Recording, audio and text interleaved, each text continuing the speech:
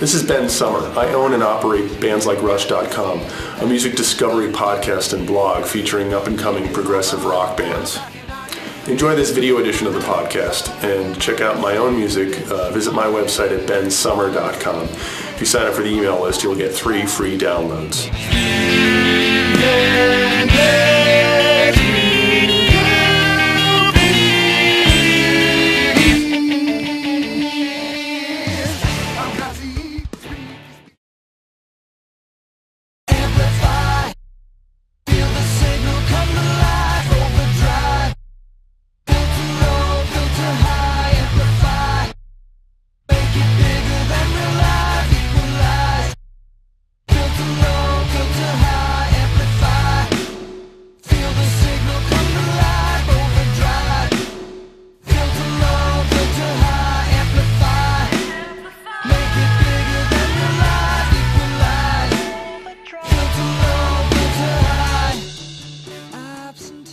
Fluttr Effect is a Boston-based prog rock band with an eclectic makeup and interesting history.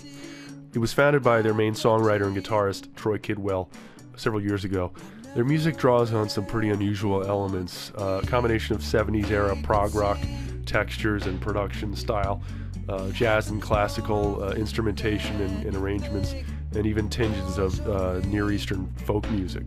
And of course a little bit of hardcore chops and virtuosity for good measure.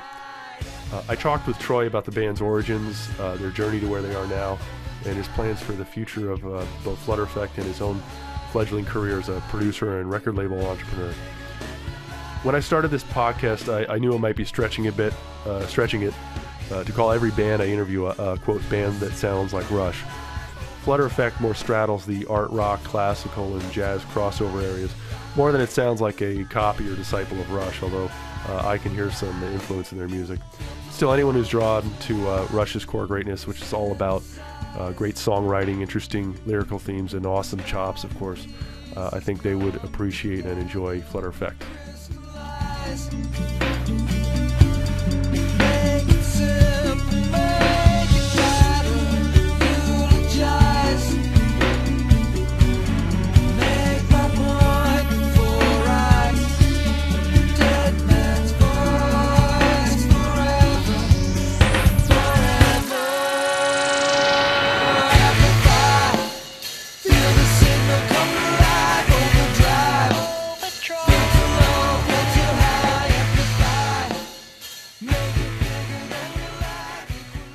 Do you want to just maybe start off with a little bit about yourself and the band and the history, etc.?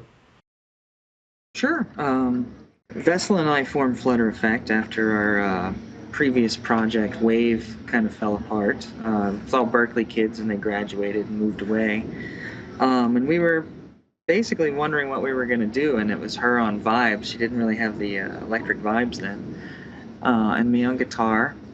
And we were just jamming in her basement, and it turns out that Jason, our drummer, was her roommate, and he just came down to the basement one night and asked if he could sit in, and it was fantastic. And we knew Valerie from a previous project, and my original idea was to have a DJ instead of a rhythm section, but the DJs I know were too busy doing it, and then I wanted a tuba player because I knew a tuba player. He was too busy.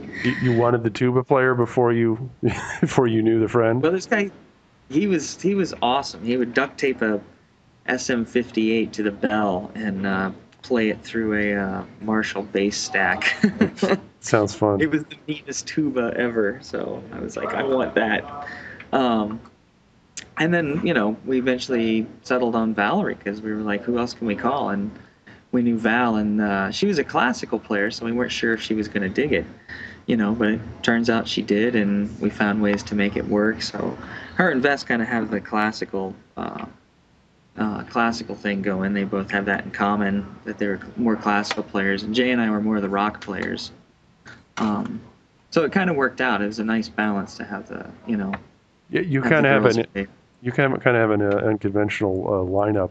So is Val the cello player or the strings player? Yeah. And so what's the rest of the group comprised? Do you guys switch it up, or do you have a primary instrument each, or what?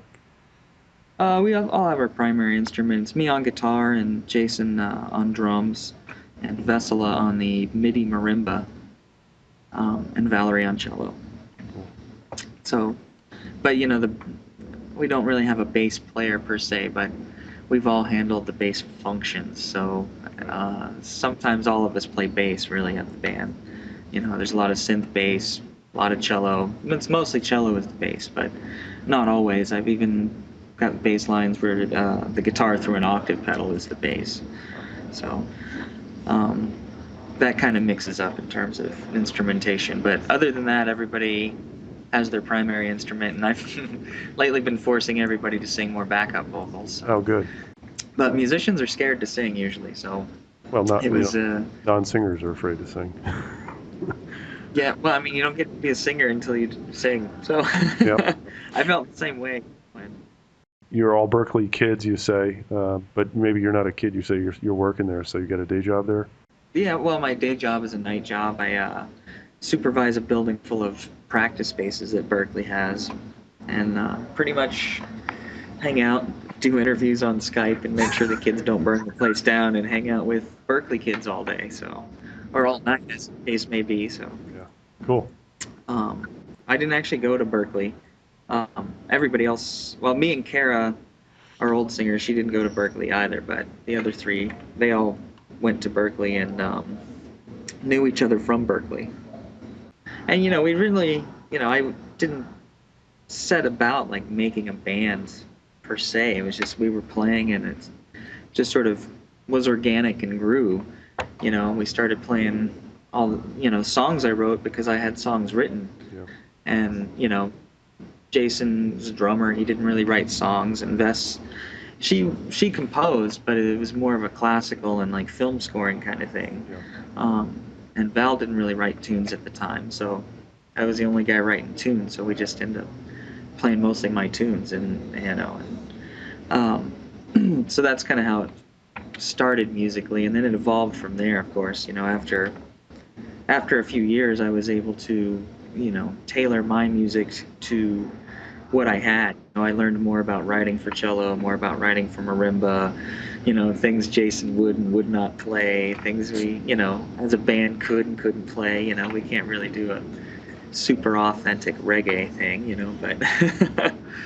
but working with the limitations, was the thing. I mean, I'm more of a work with what you got artist rather than unlimited options would be totally overwhelming for me. So the famous Stravinsky quote, something about putting stylistic straitjackets on yourselves lets you concentrate on the idea instead of the style. Yeah, exactly. You say are you the primary songwriter then? Yeah.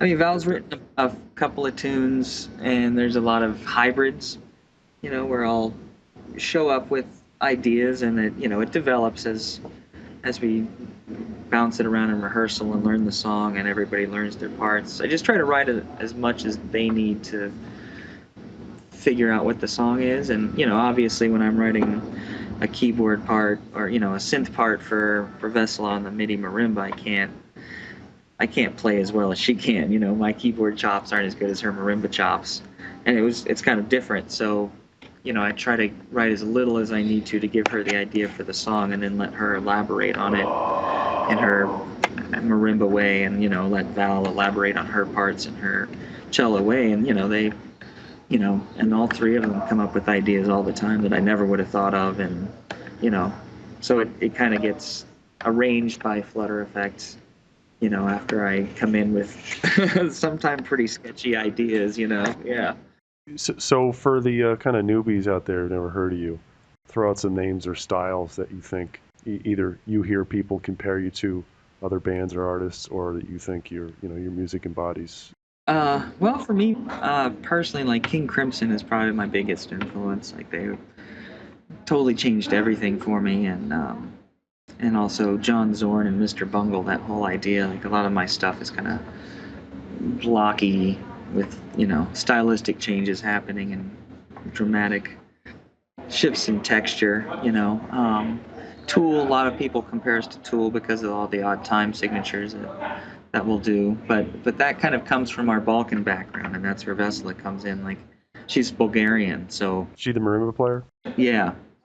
So a lot of the, more Middle Eastern and Balkan sounds and influences come from her. The band that her and I were in previous to this was a Balkan jazz rock fusion group. So that's kind of where I learned to play Bulgarian and Balkan. We had Greeks and Macedonians and Bulgarians in the band that we were in before that. So they gave me a quick tutorial on it and just threw me in the fire and started running with it, and What's the hallmark of Balkan? Say if you were to say one or two things that would strike your ear as that style of music. Is it the scale? Is it the yeah, it's kind of the Balkans are interesting because it's that middle ground between sort of Western classical music and Middle Eastern music. Like, they have a lot of odd time signatures in the Middle Eastern modalities, but in terms of structure and song form and stuff, it's really got a lot of Western in there, and especially the classical music is like that. But the Balkan, mostly we were playing folk music. Vesela's mother teaches Bulgarian folk music over there, so I guess it's kind of like learning bluegrass over here or something like that. But from playing that kind of stuff, where the odd time signatures and things are more organic and dance oriented rather than sort of prog rock kind of mechanical, mathematical sort of things like that. mental oral brain teasers? Yeah, exactly. Over there, they just feel like long and short beats. It's not, and they jump around in a certain pattern, and it just happens to be a 9 or something like that. So I liked that a lot when I started getting into that, because I was into the numbers prog rock before that, and this sort of opened up a whole world for me of thinking about being